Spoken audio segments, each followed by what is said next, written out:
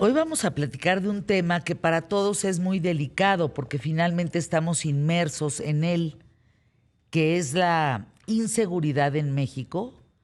Y aún si hubiera más seguridad, la percepción es que no la hay. Es así de sencillo. Estás hablando de la percepción de inseguridad se ha incrementado entre los ciudadanos mexicanos y entre los que vivimos en México, seamos mexicanos o no. Ciudades donde se siente mayor inseguridad, pues nada más y nada menos que Villahermosa, Tabasco, Culiacán, Sinaloa, Fresnillo, Zacatecas, Uruapan, Michoacán e Irapuato, Guanajuato. Fíjense que yo comenté que iba a ir a una zona por allá por Saltillo y me dijeron, por favor, pero escolta. Pero les dije, no, allí estaba horrible hace muchos años.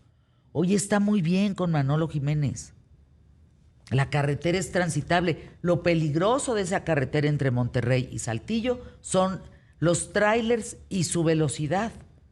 Porque piensan que trae un coche chiquito y a veces no les alcanza a frenar y se dan en toda la torre llevándose a otros entre las llantas. Pero la percepción, le preguntes a quien le preguntes, es que no, que la cosa no va bien. Pero a ver, vamos a hablar hoy justo de seguridad e inseguridad en México de acuerdo a un estudio y de esa percepción. Está Mónica Osorio, investigadora en México Unido contra la Delincuencia. Está Ernesto López Portillo, coordinador del Programa de Seguridad Ciudadana de la Ibero en Ciudad de México, y Armando Vargas, coordinador del Programa de Seguridad de México, Evalúa. A ver, ¿dónde estamos parados?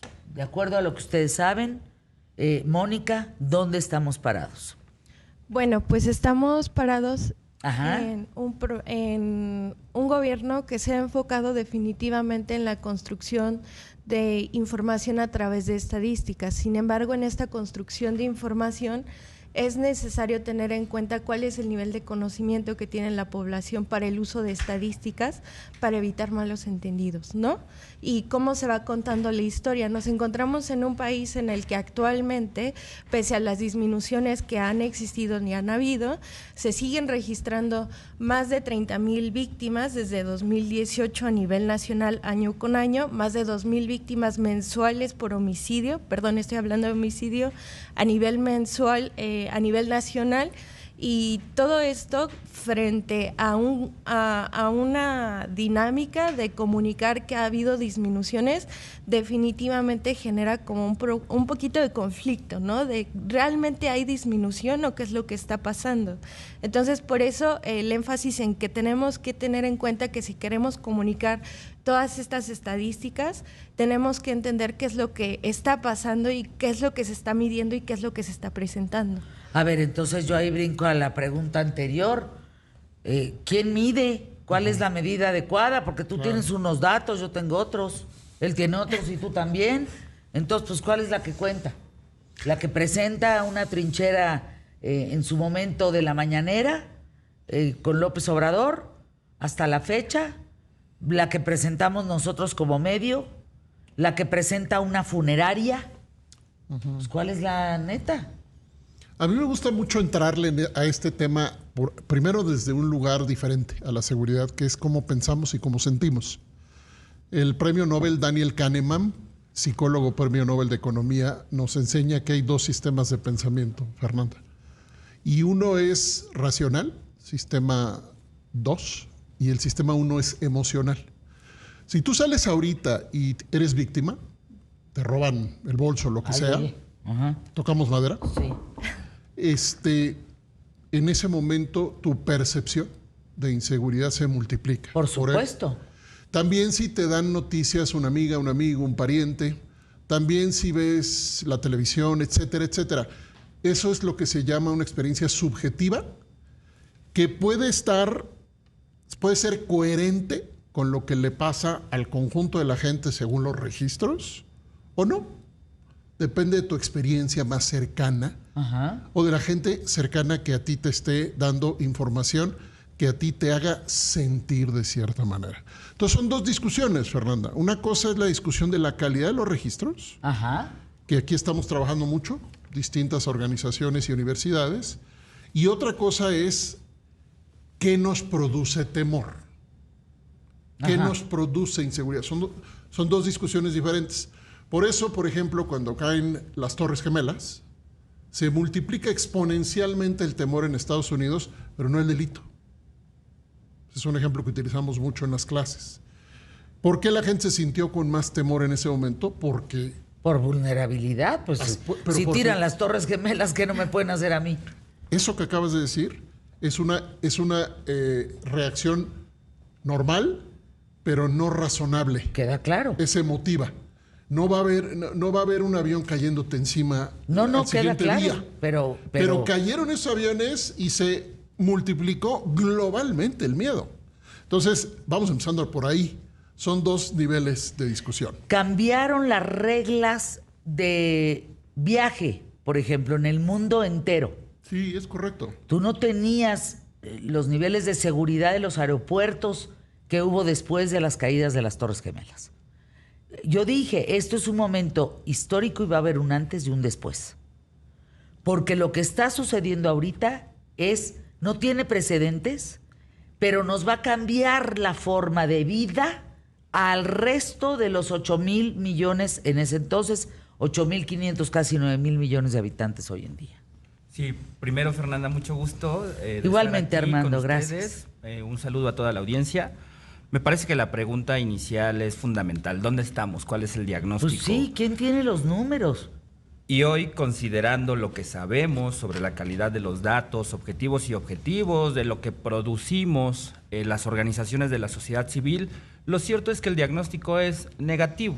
Hoy México es más violento que hace 6 años, hoy México es más violento que el año pasado y, insisto, no hay que confiar en los datos oficiales porque ni son confiables ni son válidos.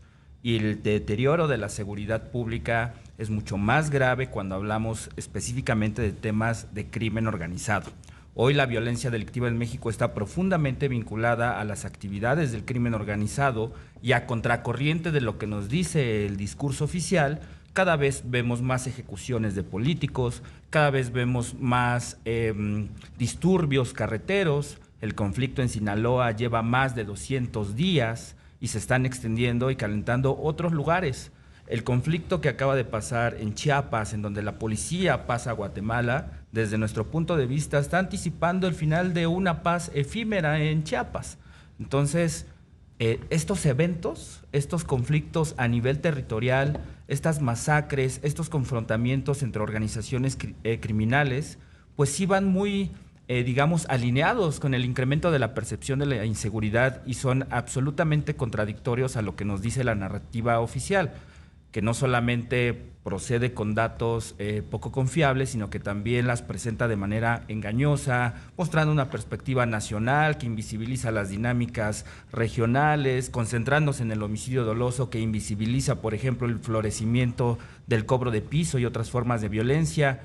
Cuando uno deja de ver los datos oficiales y ve otras perspectivas, el escenario realmente es preocupante y preocupa más que no haya una política efectiva para contener esos problemas. Fíjense que desde esta trinchera, Ernesto López Portillo, Armando Vargas, Mónica Osorio, público más inteligente de la radio y la televisión en México, lo que a mí me ha tocado reportar, no me voy más lejos de la pandemia para acá, no me voy más lejos. En estos micrófonos ha sido atroz, atroz. Y los datos no los saco de la mañanera.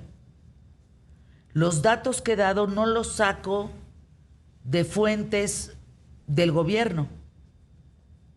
Los datos dados en este micrófono salen de las funerarias, porque los cuerpos que se identifican por lo menos o que mueren por un COVID o que pues existen en los registros de las funerarias, chiquitas, grandes, medianas, como sea, más las personas desaparecidas, que si dicen son 80,000, pues yo nomás te digo qué impacto tiene que haya 80,000 desaparecidos, en cuánta población cada desaparecido mínimo tiene 4 familiares en el entorno que los quiere.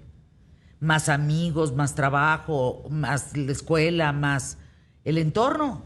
Son millones de mexicanos impactados por los muertos, por los desaparecidos, por los homicidios, por los feminicidios. O sea, creo que no estamos entendiendo que el registro finalmente tiene que ver con la muerte. Cuando decían en el Otis 24, 30 muertos, yo me moría de risa y decía, qué señor más mentiroso. Nosotros a la salida vimos más cadáveres que eso. Perdona, pero es más grave que lo que dices. Es Cuéntame. todavía peor. Bueno, pues imagínate, a ver. Mira, cuando arráncate. empezaron a hablar hace años de fosas, Comunes. sí, hubo quien... fosas clandestinas, que no es lo mismo. Cuando empezaron a hablar de fosas clandestinas hace 15 años, al menos que yo recuerde, primeros casos que yo recuerde, dijimos, ¿será que algún día perdemos la cuenta de los muertos? Y en ese momento fue como una locura decir eso. Fue como, ¿de qué estás hablando? Hoy, si en algo podemos estar de acuerdo las personas que estamos en esta mesa y muchísimas más, es que ya no sabemos cuántos homicidios hay. Y eso es gravísimo por los homicidios mismos, pero además porque es el indicador número 1 para comparar la inseguridad en los países en el mundo. Entonces, nos dicen, fíjate, estábamos en 9 homicidios por cada 100,000 habitantes cuando Calderón empieza, y Calderón entrega 3 veces más, un poco más. A ver, Ernesto López Portillo, retomemos varias cosas. Otro día nos sentamos a pensar y a hablar de lo que se siente, del objetivo, de lo subjetivo, de qué es inseguridad y todo ese tema, porque no nos va a dar tiempo. Traemos psicólogos si quieres. Tú estabas diciendo hace un momento que lo que está pasando en México tiene que ver con números. Y estabas diciendo, los números no son iguales que en las carpetas que en los algo más dijiste y ahí nos quedamos. Rápidamente, primero, México tiene una epidemia de homicidios registrada. Epidemia. Es correcto. Según la Organización Mundial de la Salud, arriba de 10 homicidios por cada 100,000 habitantes es una epidemia. Pasamos los 10 desde Calderón, llegamos hasta 30, andamos más o menos en 23, 24, más o menos, pero esos son los registrados. Segundo, ¿por qué decimos que solo son los registrados? Porque están matando a gente y están escondiendo, desapareciendo cuerpos. ¿En qué magnitud? No sabemos. No sabemos, pero además la historia es todavía más tétrica porque cuando se encuentran restos humanos hay reglas, norma oficial de salud, de cuándo puedes levantar un acta de defunción y cuándo no. Por ejemplo, si no tienes el tronco humano en los restos, tú no puedes levantar un acta de defunción porque no tienes el mínimo de restos humanos que exige el sector de salud. ¿Cuántas veces sucede que se encuentran restos sin poder levantar actas de defunción? No sabemos. Entonces no hay conteo. Estamos perdiendo la cuenta de los homicidios. Uno pensaría que estos datos no sirven de nada, ¿no? No sirven en efecto para afirmar que existe un proceso de pacificación, pero sí sirven para formular preguntas, sobre todo cuando los vemos a nivel subnacional. Ya decía Ernesto que ahorita la tasa de homicidio doloso a nivel nacional está por ahí de 23, pero cuando vemos los estados, las cosas se ponen realmente Puebla, número 1. preocupantes. Por ejemplo, si nosotros vemos actualmente Sonora, tiene una tasa de 27 eventos vinculados a la violencia homicida por cada 100,000 habitantes. Pero si vemos el caso, por ejemplo, de Sinaloa, en comparación del año pasado, la violencia homicida ha incrementado casi 300%. ¡Ay, caray! Ahora, estos son los focos rojos, pero resulta, por ejemplo, que Zacatecas pues viene registrando una reducción cercana al 60%. Zacatecas, ¿no? Cuando Zacatecas hace un par de años era uno de los máximos focos rojos por las disputas entre organizaciones criminales y muy de repente dejó de serlo. También vemos otros casos en donde se está reduciendo la violencia, como puede ser el caso de San Luis Potosí, que también es clave para la explotación de ciertos mercados ilícitos. ¿A dónde quiero llegar? A que con base en estos datos, los que tenemos, cierto es, pues tenemos que formularnos preguntas del tipo ¿por qué incrementa la violencia o por qué se reduce? Son datos que el propio gobierno nos pone a disposición para llamar a la rendición de cuentas. Dejemos de utilizar los datos como en la mañanera para afirmar que existe un proceso de pacificación, porque no existe. Los datos no permiten eso, pero sí formular preguntas, Fer. Marcela Mejía dice, Puebla era hace 5 años una ciudad muy segura. Yo lo recuerdo, Marcela. Hoy es un infierno, Fer. También hay que entender, como un poquito siguiendo esta cadena, es que lo que observamos, lo que se presenta en la mañanera, muchas veces solo se habla de delitos por separado. Sin embargo, la violencia homicida no está sola, viene acompañada. Regresando un poquito a las disminuciones de las que hablaba Armando, uno de los estados que ha tenido disminuciones significativas es Chiapas. Sin embargo, ¿qué es lo que estamos viendo en Chiapas? Hay un gran nivel de violencia que ha llevado a que las poblaciones tengan que moverse de sus casas. Pues Tila, Exacto. Chiapas, se movieron, se fugaron, hubo un éxodo de 4,200 pobladores de un pueblo que dijeron, ya no podemos vivir aquí. Por ejemplo, desplazamiento forzado, Sí. que así se le llama. Así es. Nunca es informado, ¿no? Sí. Reportado en este tipo de aparentes reportes de seguridad, que en realidad son un poquito de datos, Pero entonces, dejando afuera muchos más. Exacto. Es lo que están diciendo. Los datos que ustedes tienen con estos pues estudios que hacen, a ver, estamos entendiendo lo siguiente. En la Revolución Mexicana murieron en 20 años 2 millones de mexicanos. ¿Es correcto? No lo sé. Sí, No por recuerdo ahí. el dato. Yo no. ¿Cuántos han muerto en los recientes 12 años? 10 años. No lo sabemos a ciencia cierta. Más de 150,000 personas. Se me hacen muy pocas. Pe- Perdónenme que les diga, se cruzó el COVID. Y justo, además, No, solo por con COVID homicidio. más, mucho más. Solo por homicidio. Mucho más. Sí. No, ella habla de homicidio intencional. Sí. Sí, no. Tú hablas de muertes De- en asociadas general. a factores diversos. Sí, ¿no? No, son millones. Sí, causas de muerte, ¿no? Que se clasifican de una manera particular en el sector salud. Aquí hablábamos del homicidio. Y está teniendo problemas quien hace actas de defunción, está teniendo problemas por el tipo de violencia, por la destrucción de los cuerpos. Está teniendo problemas la fiscalía, las fiscalías incluso, porque están desapareciendo cuerpos se nos dicen testimonios incluso de criminales, están diciendo que se esconden cuerpos para bajar las cifras de homicidio. Y también hay testimonios en donde terrible, habría Armando. fiscalías que saben de esto. Sí, lo que Bueno, está el diciendo, rancho.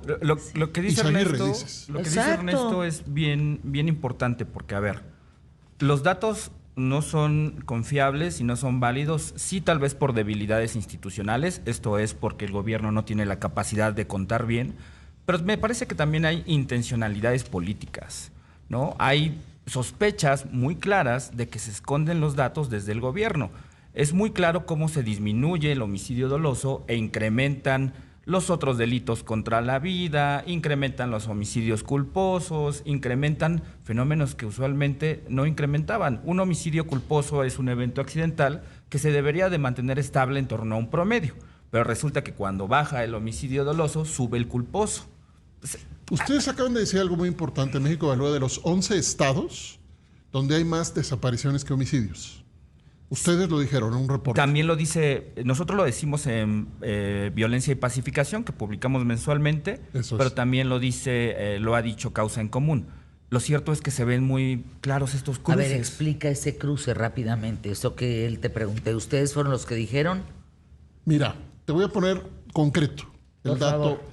Entre 2000 y 2018 a nivel nacional, las tasas de homicidios y desapariciones, las tasas, se mostraron un comportamiento similar.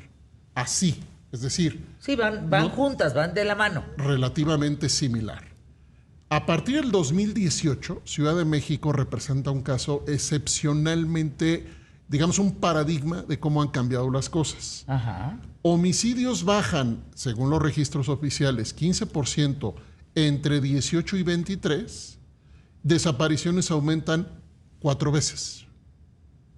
En el mismo Uno periodo baja, en el Ciudad de otro México. sube. Ya se entendió. Pero de ese tamaño, por ejemplo, Ciudad No, de eso es México, que es el muchísimo. ejemplo que traigo. Eso es muchísimo. México Evalúa tiene muchos más ejemplos. Sí, entonces ahí caben muchas posibles explicaciones. Exacto. O el crimen ha diversificado sus mecanismos para ganar impunidad desapareciendo cuerpos, o el gobierno oculta las cifras en los otros cajones, o cada vez tenemos peores fiscalías para identificar y registrar cuerpos. Entonces los datos de México no sirven, insisto, para afirmar que vamos bien. Todo lo contrario, sirven para que planteemos preguntas y nos digan por qué bajan, por qué suben. ¿Hay una política efectiva? No hay evidencia de ello.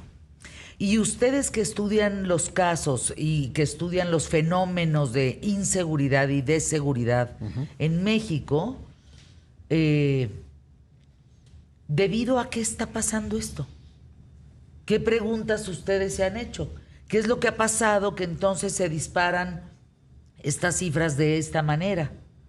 Hoy se cometen homicidios, pues que antes no se cometían. Antes los malos no se metían con los niños, los malos no se metían con las mujeres, los malos no... Hoy ya todo se vale. ¿Y por qué? Porque pueden. Entonces, ustedes que estudian estos fenómenos, pues, ¿qué es lo que está pasando en México? Que esto está disparado. Voy a comentar solo muy breve. Una de las principales líneas de investigación que estamos llevando en México Evalúa es sobre la presencia de regímenes criminales. ¿Qué es un régimen criminal? Territorios en donde el crimen organizado establece las reglas del juego a nivel político, económico y social.